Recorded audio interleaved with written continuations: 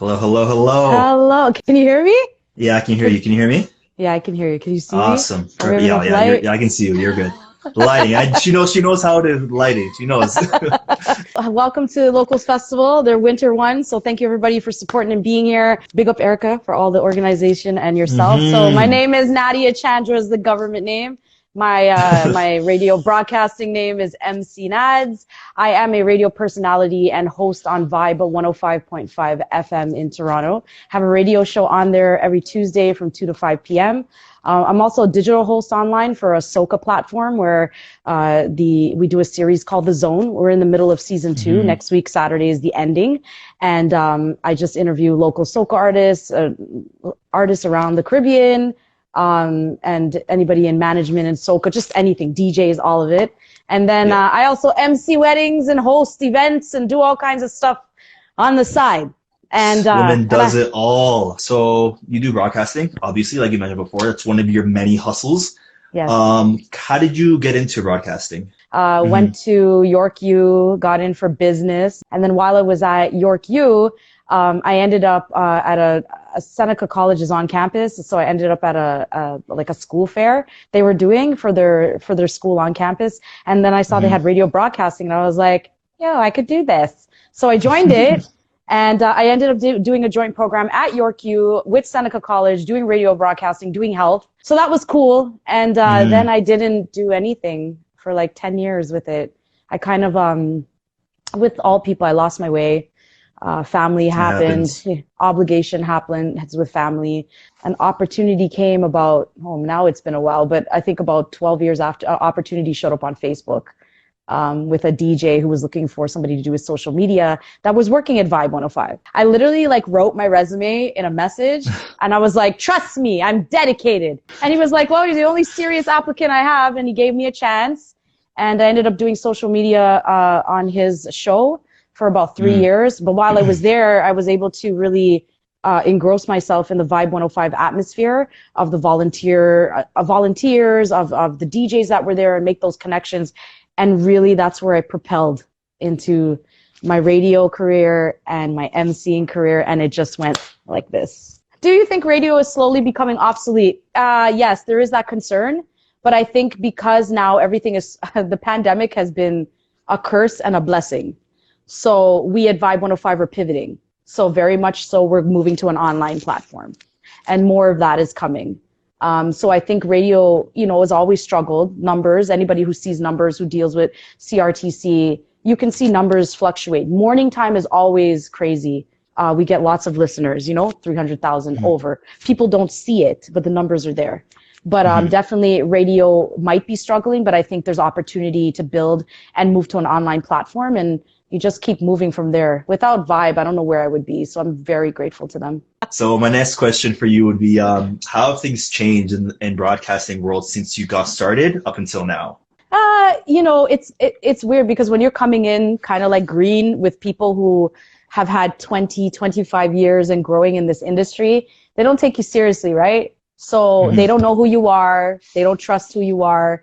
And you have to build that with them. So that was very interesting for me because as much as I know the industry, I know the DJs, I know some of them well, I knew none of them well, but because I went to the clubs and I followed and I partied with friends and, I knew of the industry, but then when you kind of get in, it's like, okay, now how do I build for these guys to take me seriously? And the only way for that to happen for me was to build my work ethic. So when I started, it was a little sketch, right? People were like, well, is she serious? Is she going to be another hmm person that just comes in and kind of dicks off and they're gone? And so, at first I don't think a lot of people took me seriously because they're like, well, where did she come from? Who is this? Right. hmm And then as I built those connections and built those friendships, people started taking me seriously. And one of the biggest things I find is that once you make those connections, ask questions. That's what I did. The manager at the radio station didn't know me for left, right, and center. When I was at York U, I used to volunteer when Vibe was CHRY. Nobody knows me. Nobody remembers me. I got no certificate to show for it, but I did volunteer. But because hmm I was a different person then, so literally I made these connections and it was so cool to build off of that. And then they started telling other people about me. And so that changed the perspective, that changed the narrative of who MC Nads is. Who is this Nadia Chandra? who is this MC Nads? And that started changing a narrative and making it better for me. Obviously, you still deal with people who have ego trips. I'm going to be real. Like, I'm not going to sugarcoat it. And that goes for, I'm noticing male and female. There's a lot of people who see people coming up on what they're doing and they get threatened. And I'm like, I understand, because you're like, shit, somebody's coming up and doing what I'm doing. But I think people need to take that as a compliment. When things become overwhelming, how do you overcome that stress? I feel like this is a very good question, especially everyone's dealing with so much pandemic. Life is just hitting everyone at such a crazy rate. You know, this is a very good question. I learned that the hard way in 2017. I had a major panic attack and anxiety attack that I didn't know I developed. And I don't think I've ever shared that. This is probably the first time I've ever actually been able to talk about it publicly. And I actually collapsed from it and realized that I needed to take some me time. It's really important to take you time. So you can hustle Monday to Friday, Monday to Saturday, but legit, you really have to like take a pause for the cause. So I always use Sundays as a chill day, as a downtime day.